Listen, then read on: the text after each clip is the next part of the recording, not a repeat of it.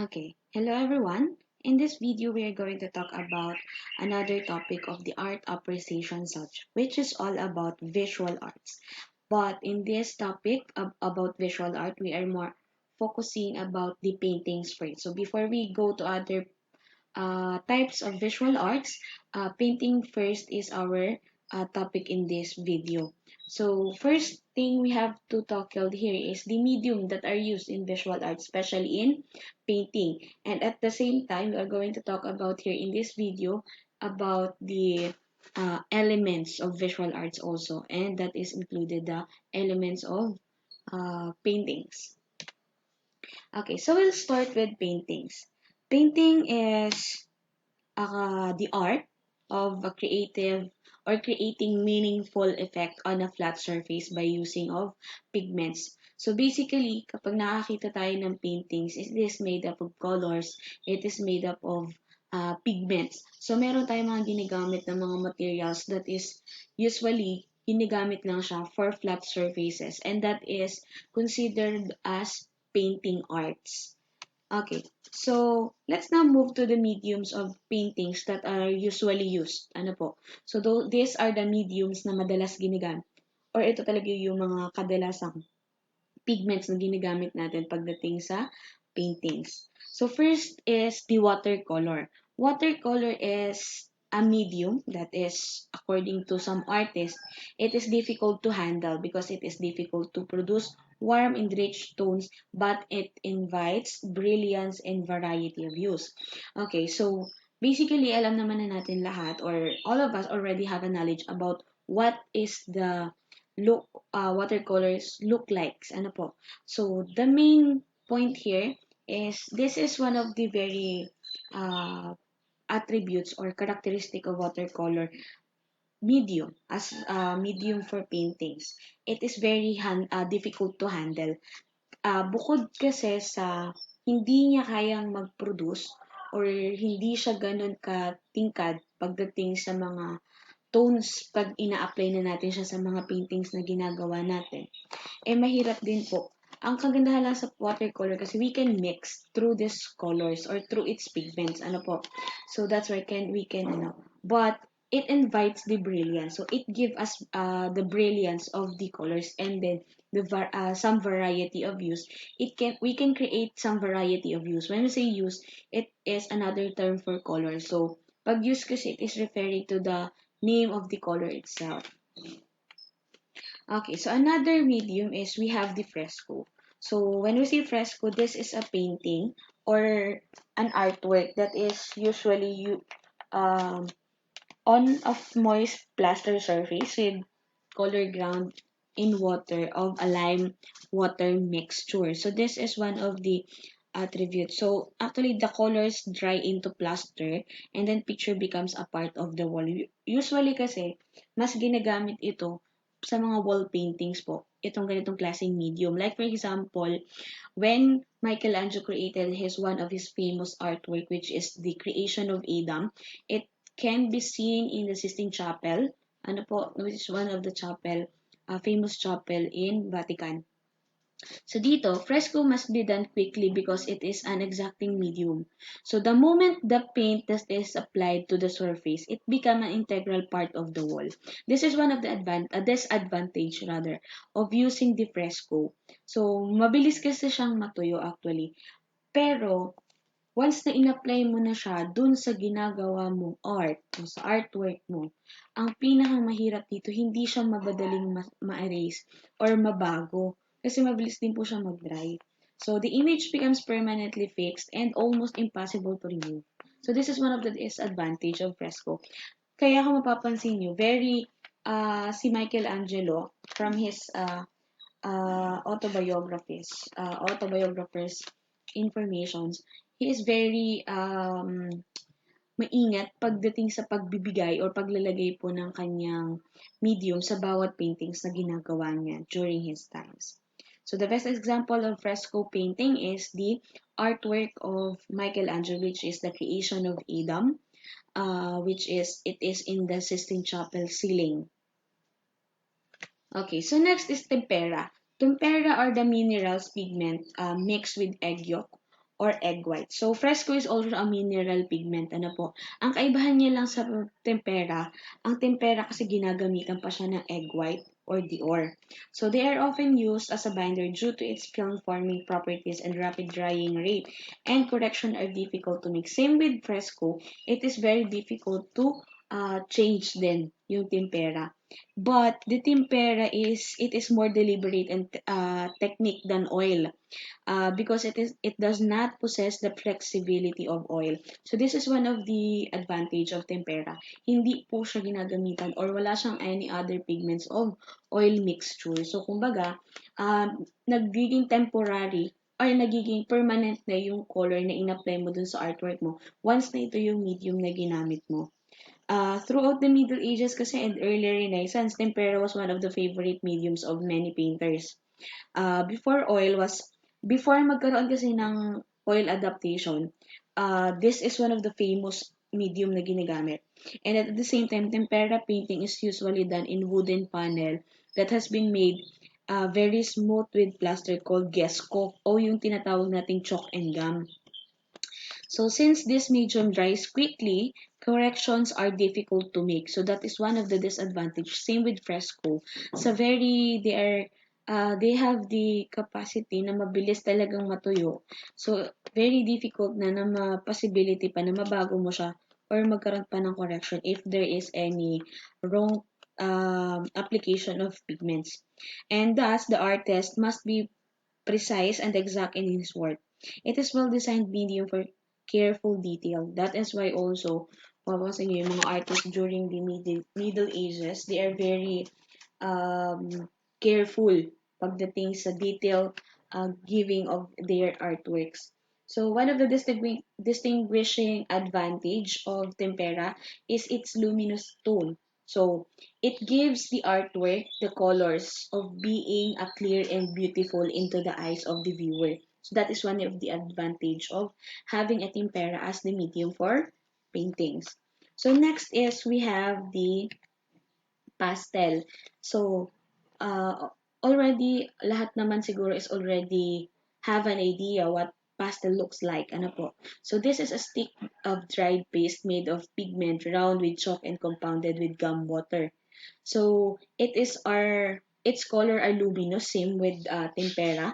Very matingkad, makinang yung kulay na meron ang pastel. So, kahit pag bumibili tayo sa mga school supply nito, mga color pastel or oil pastel na tinatawag natin, is maganda yung effect. So, this is one of the very basic medium na, or pinakamabilis na medium na makukuha natin in our area. Kahit kasi sa mga school supply, majority, hindi to nawawala.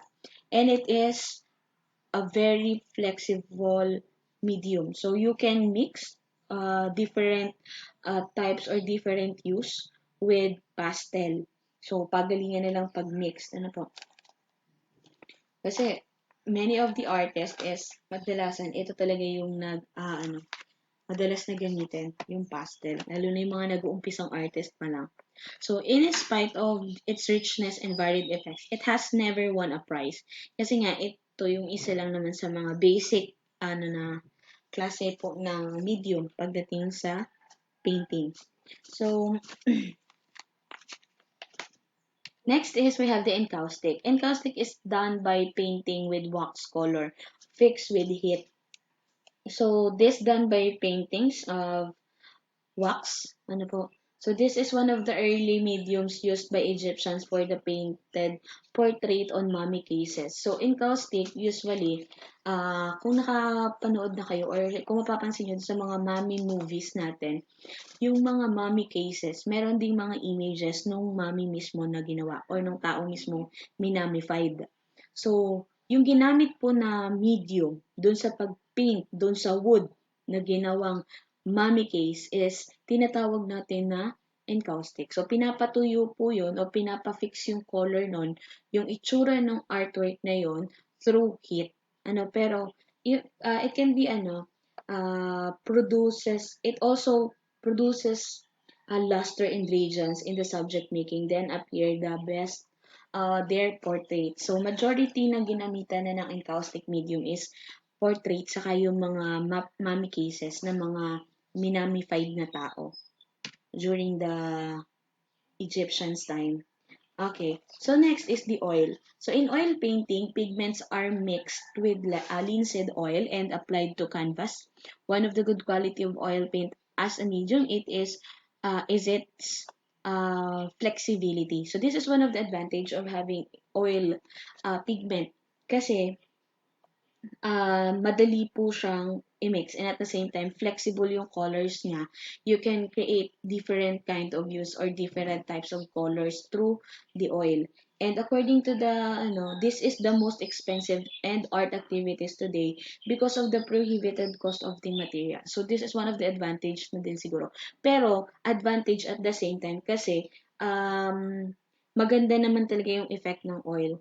Ang ano lang dito is very ano kasi ang oil, kailangan ng more preservation pag ito yung klase ng pigment or medium na ginagamit natin sa paintings. Like for example, yung ginawa ni ni Juan Luna sa kanya pong spolarium na artwork na hanggang ngayon is preserve ng ating bansa to create historical heritages about the painting. So, it is made of oil.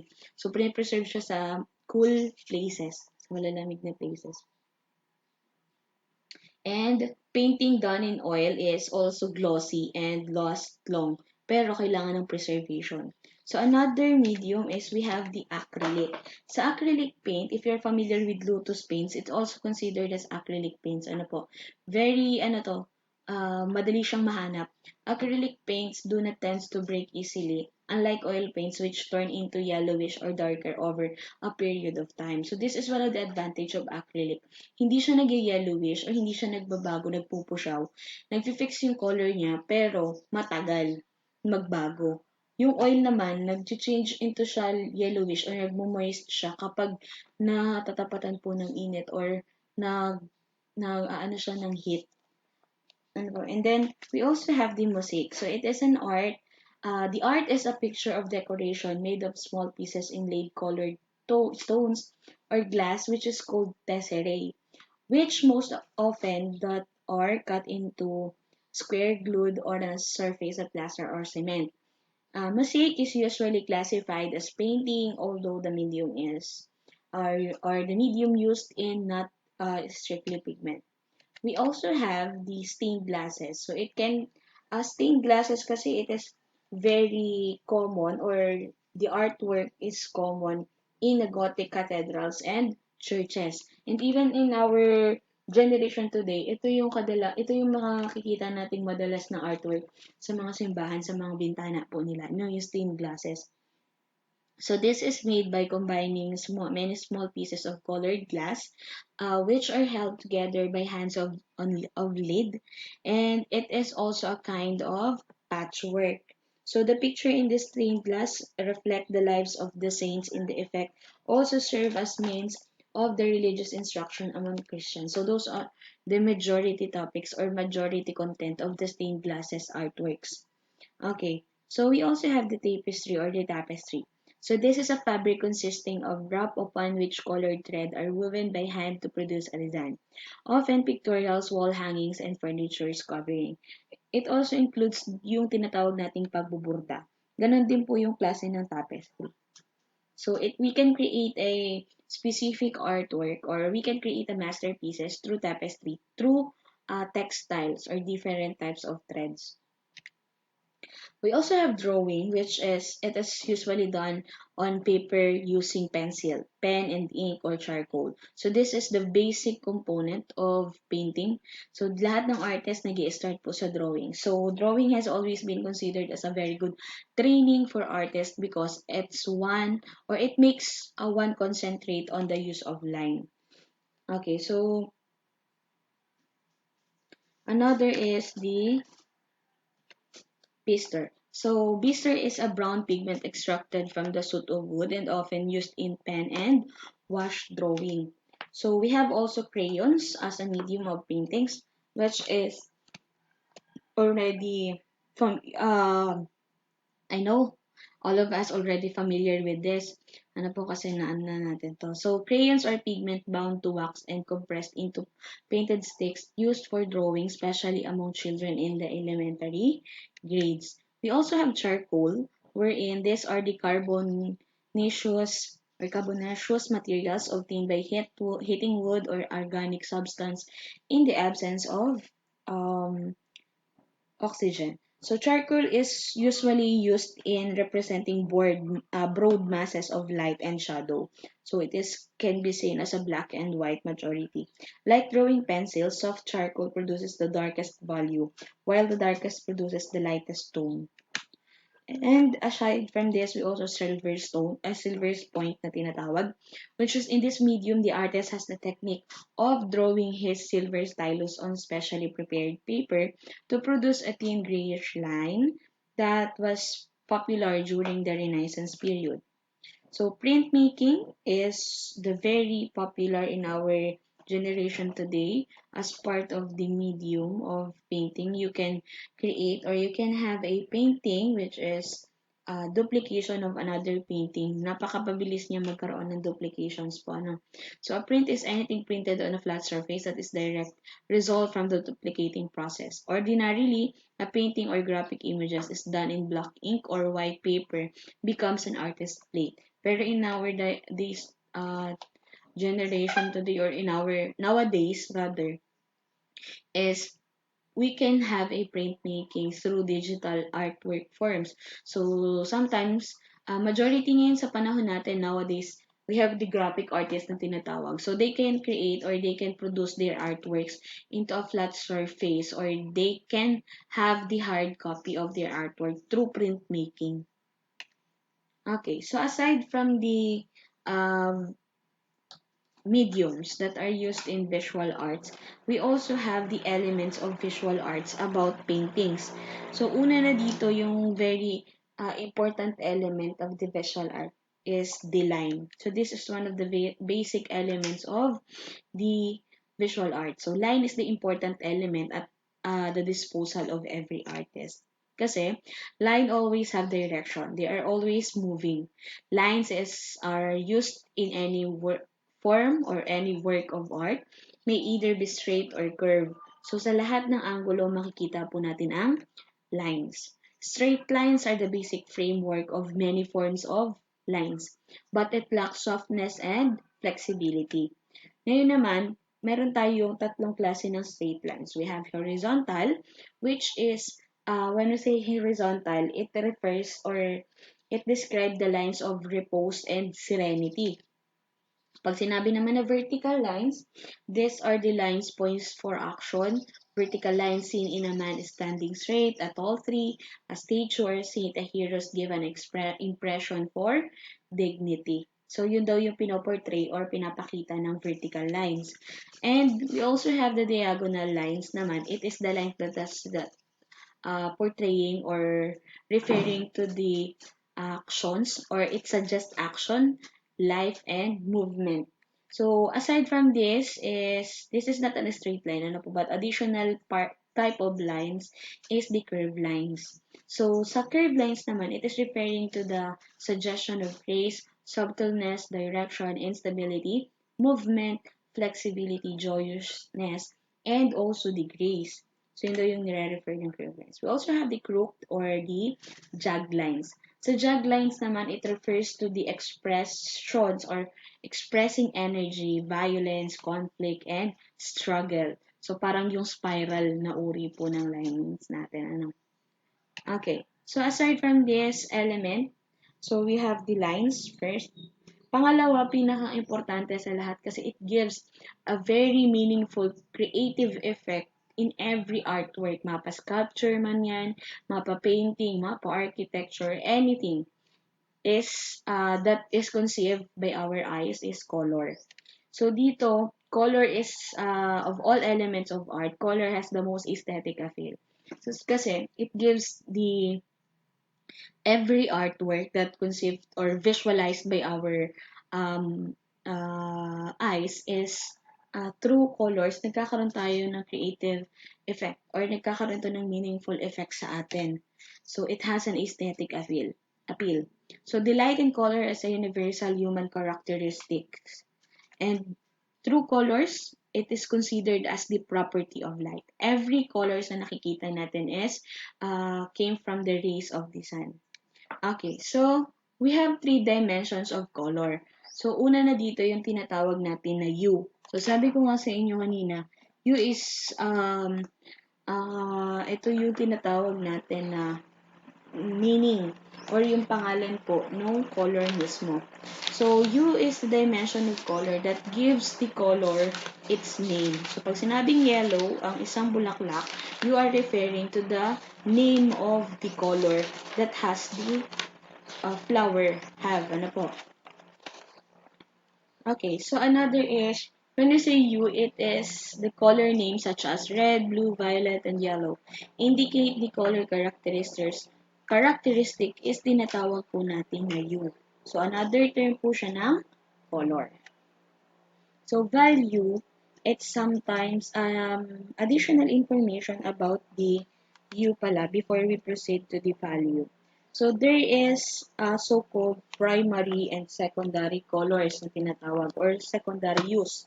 When we say primary use, maybe you are already familiar with those primary use na ginagamit natin, which is the blue, red, and yellow colors. Ngayon naman is we have the secondary use, which is it is composed of orange, green, and violet. Secondary colors is usually made up of a combination of colors na makikita natin sa primary use. So, ang orange, nabubuo siya pag pinagmix natin ang red and yellow.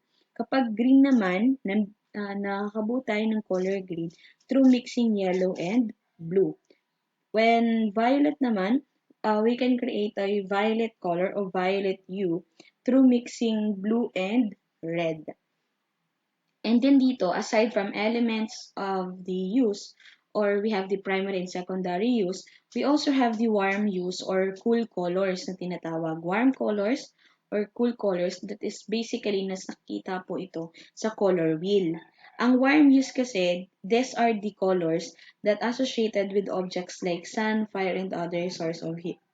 So they tend to impart with warm to any composition in which they are used. So like for example, the color red, orange, and yellow. So those are the colors that included in warm use. So they are basically expressing the conspicuous, cheerful, stimulating, vivacious, rather joyous, and exciting. So all of the colors that is basically associated with objects like sun, fire, and other sources of heat is considered as warm colors or warm hues. So let's now proceed with cool colors. Cool colors naman ay sila naman yung blue predominates. Like for example, green, blue, and blue violets are considered as the cool colors. So they are caused surface covered with them to appear the recede effect of the colors. So basically, they suggest the distance.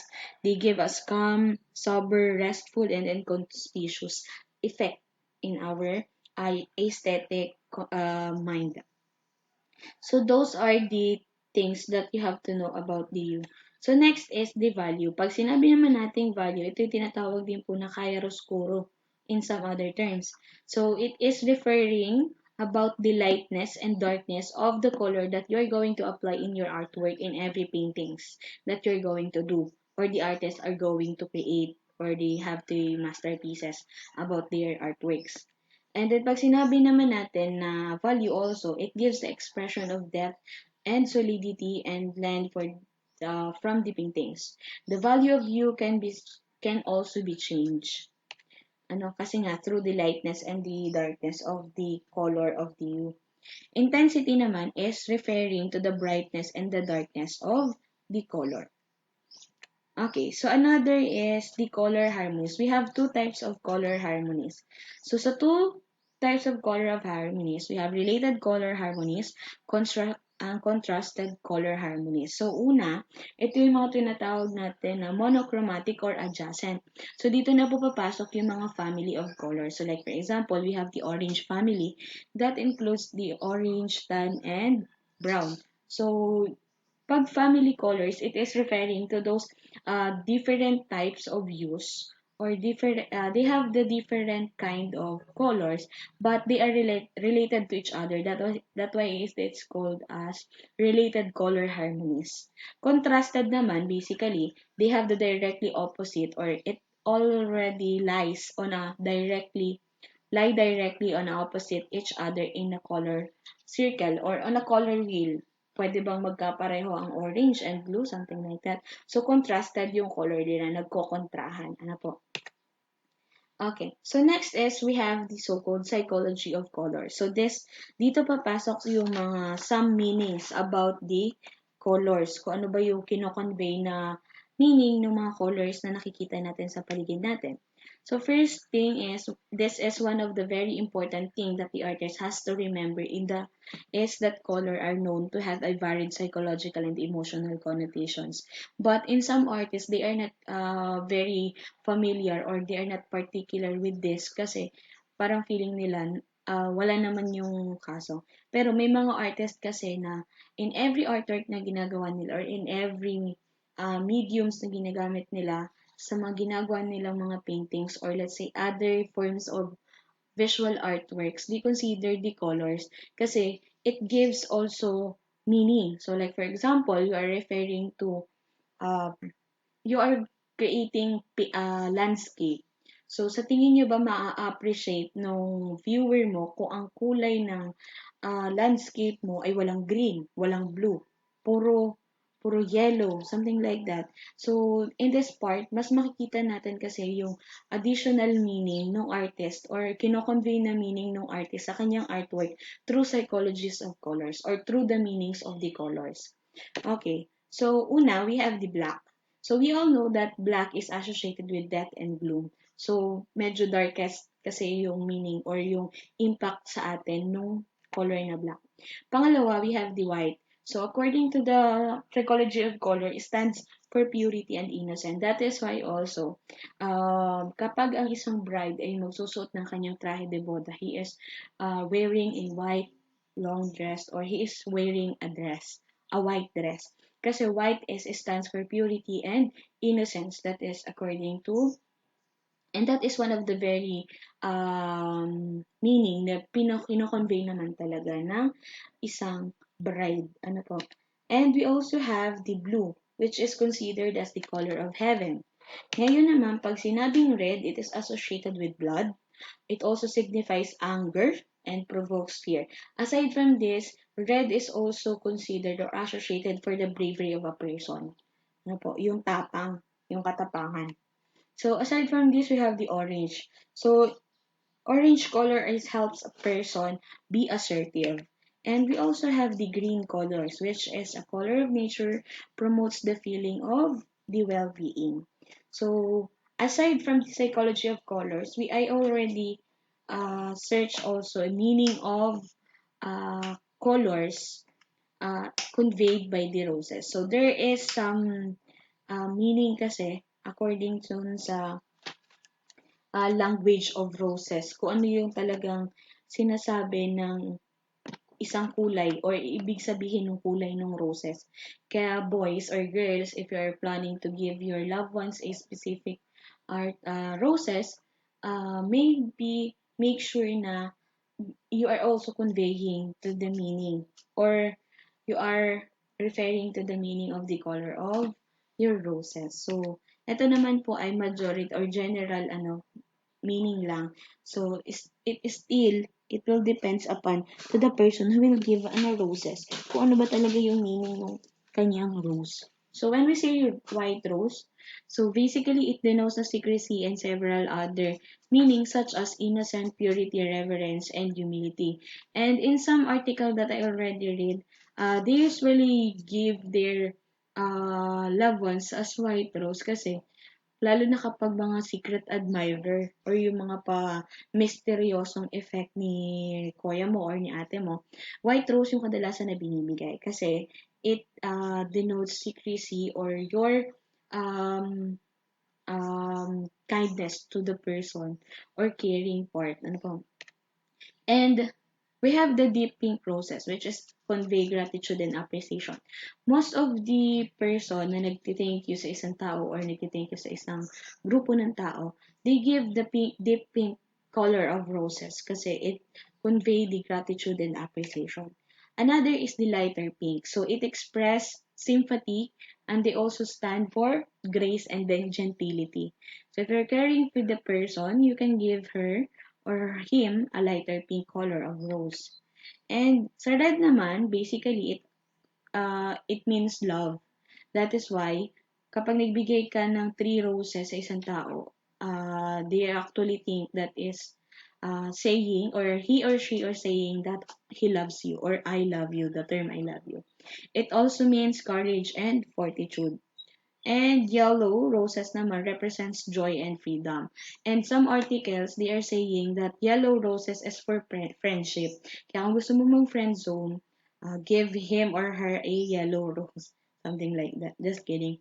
Okay, so another is orange. So if you have a desirable feeling with someone, you can give him or her a orange. But in some other articles, they think that is very, it has a maniac effect. Ano, pag orange daw na color ng roses yung binigay mo or yung peach color po ng ano, roses. Okay, so aside from this, we also have the last element which is about the texture. Sa texture naman, it is a color element that deals with more directly with the sense of touch, or it is referring to the um, outside surface or the roughness, the softness, the smoothness, ano po, of your artwork. Okay. So texture is found in all visual arts. So even in practical arts or the performing arts used, ano po, pwede rin siyang makita. Sa performing arts naman, ang texture, hindi po siya na ano kasi, um, ang performing arts natin, kung matatandaan nyo, the theater, the literary makings, and then poetry. So, wala tayo dito texture na aasahan. So, we can see in the texture only in practical arts and visual arts. Okay, so that will be the end of my presentation. And if you have question, you can message me. So, that would be all for this video. Thank you for listening and goodbye everyone.